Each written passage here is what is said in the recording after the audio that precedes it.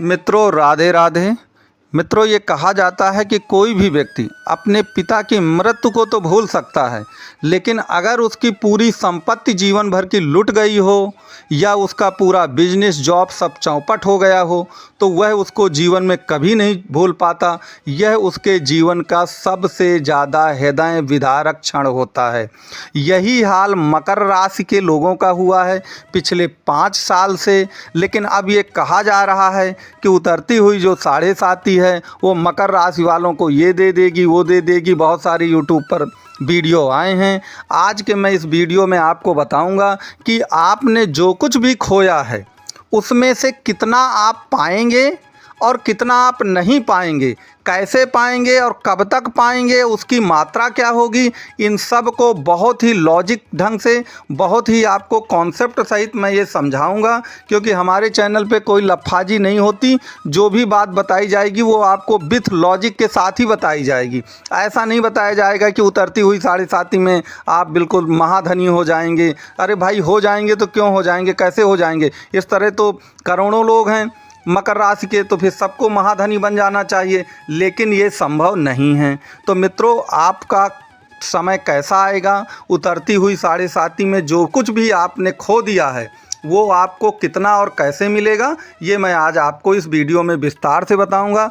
तो कृपया आप वीडियो को अंत तक ज़रूर देखें और आपसे निवेदन है कि अगर आपको ये वीडियो पसंद आए तो आप कुल मिलाकर इस वीडियो को लाइक शेयर और सब्सक्राइब ज़रूर करें। इसके सिवा ज्योतिष से संबंधित आपका कोई भी प्रश्न हो या कुंडली का आपको विश्लेषण कराना हो तो मेरा व्हाट्सअप नंबर दिया गया है, इसमें आप कांटेक्ट भी कर सकते हैं, कॉल भी कर सकते हैं, लेकिन शुल्क जो है फीस लागू होगी।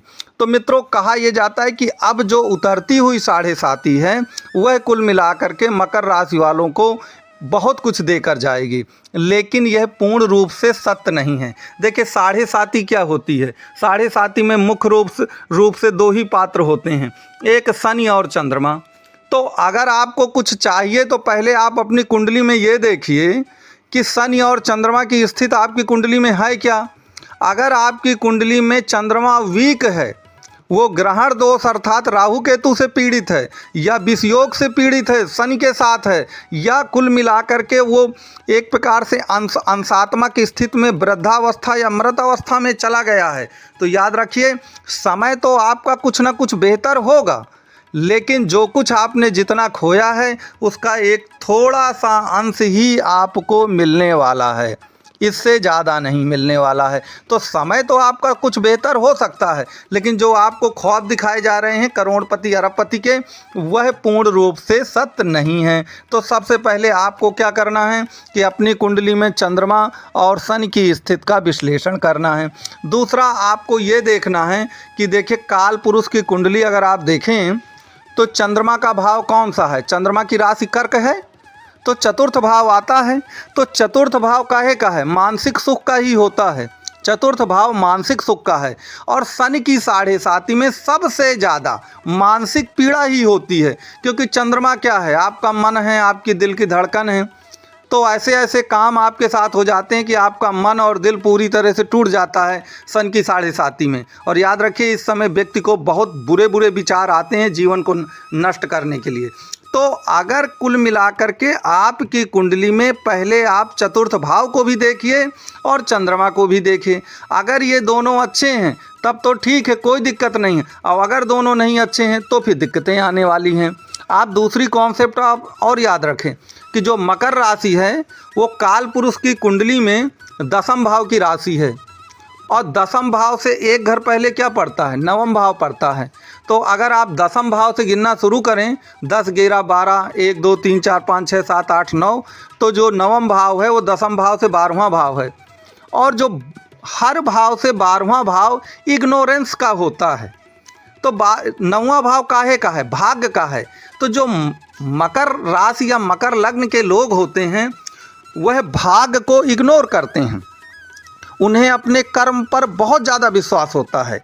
तो चूँकि कर्मशील प्राणी हैं और उतरती हुई साढ़े साती है तो कुछ ना कुछ उनको मिलने ज़रूर जा रहा है। लेकिन वह कितना मिलेगा, इसके लिए आपको कुल मिलाकर ये देखना पड़ेगा कि जो बाकी आपके ग्रह हैं उनकी वास्तव में क्या स्थिति है। पहले आप इसको अच्छे ढंग से देख लें। अब तीसरी बात देख लीजिए कि उतरती हुई 7.5 जिनकी भी मकर राशि है, तो कुंभ में इस समय शनि है, तो आपके द्वितीय भाव पर शनि हुए। अब द्वितीय भाव काहे का है? द्वितीय भाव कुल मिलाकर के धन भाव है, संचित धन का भाव है। तो यदि आपकी कुंडली में मान लीजिए शनि की स्थिति खराब है, वह मेष राशि के हैं, नीच के हैं, या सिंह या कुल मिलाकर के मंगल की राशि में चले गए हैं वृश्चिक में, तो ये उनके परम शत्रुओं की राशि है, तो तब भी आपको उतना प्रतिफल नहीं मिलने वाला जितना आपको ख्वाब दिखाया जा रहा है। देखिए, समय में सुधार तो होगा, लेकिन जितना आपको ख्वाब दिखाया जा रहा है उतना सब कुछ नहीं होने वाला है। अब इसमें एक कॉन्सेप्ट आप और याद रखिए कि शनि को oldest planet of the earth कहते हैं। Oldest planet of the earth मतलब सबसे वृद्ध व्यक्ति है ग्रहों में। तो जो बुजुर्ग लोग हैं उनका ये प्रतिनिधित्व करता है। तो बुजुर्ग लोग में क्या होता है, एक प्रकार से वो अनुभव के प्रतीक होते हैं, उन्हें जीवन का अनुभव बहुत ज़्यादा होता है। तो अनुभवी व्यक्ति जो होता है उतरती हुई 7.5 में वो पिछली गलतियों से सीखता है। तो मैं फिर वही बात दोहराता हूँ कि कुछ ना कुछ आपको मिलने वाला है, लेकिन उतना भी नहीं जब तक आप अपनी कुंडली का पूरी तरह विश्लेषण न कर लें, तब तक ऐसा कुछ नहीं होने वाला है। अब दूसरा भाव कुटुंबियों का भी है, दूसरा भाव आप एक प्रकार से अचल संपत्ति आपकी वाणी का भी है। तो अगर शनि गड़बड़ हैं तो फिर मान लीजिए कि इन चीज़ों को पाने के लिए आपको संघर्ष करना पड़ेगा। अब इसमें एक जो सबसे इम्पॉर्टेंट बात आती है वो ये भी याद रखिए कि दशा और महादशा का बहुत बड़ा फर्क पड़ना है। अगर आपकी कुंडली में आप देखिए कि आप किस लग्न के हैं और किस राशि के हैं। अक्सर कुंडलियों में क्या होता है कि लग्न अलग होती है, राशि अलग होती है। हो सकता है आप मिथुन लग्न के हों, राशि आपकी मकर हो, या हो सकता है कि आप वृष लग्न के हों, राशि आपकी मकर हो।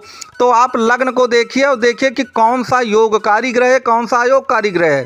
जैसे मैं आपको बताऊं कि अगर आप मेष लग्न के हैं तो बुध अयोगकारी ग्रह होगा, अगर आप मिथुन लग्न के हैं तो कुल मिला के मंगल अयोगकारी ग्रह होगा। तो अगर इनकी महादशा चल रही है तो फिर मान लीजिए कि मामला गड़बड़ है और कुल मिलाकर के वो प्रतिफल आपको नहीं मिलने वाले जिसका ख्वाब आपको दिखाया जा रहा है। और यहाँ पर एक सबसे इम्पॉर्टेंट बात और याद रखिएगा कि 7.5 में पूरा खेल चंद्रमा और शनि का है।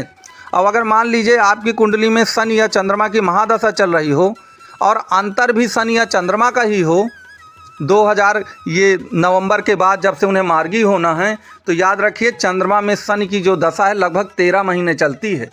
तो जो नवंबर के बाद आपको बताया जा रहा है ना, आप अपनी कुंडली में देखिएगा और मुझको कमेंट बॉक्स में करके बताइएगा कि अगर शनि में चंद्रमा या चंद्रमा में शनि की दशा या अंतरदशा चल रही है तो याद रखिए उतरती हुई 7.5 का भी कोई प्रतिफल नहीं मिलने वाला है इस समय आपको, क्योंकि इनकी आपस में दशा और अंतरदशा चलना ये आपस में परम शत्रु कहलाते हैं शनि और चंद्रमा। तो इन कारणों को आप ध्यान दीजिए। और एक चीज़ और याद रखिएगा, अगर शनि की महादशा है और शनि के साथ उसके परम शत्रुओं की अंतरदशा है, जैसे सूर्य की, चंद्रमा की, राहु की, मंगल की, तो फिर बात उतनी नहीं बनने वाली है। इस बात का आपको ध्यान देना है। तो मित्रों, मैंने कुल मिलाकर आपको शॉर्ट में सब कुछ समझाने की कोशिश की है।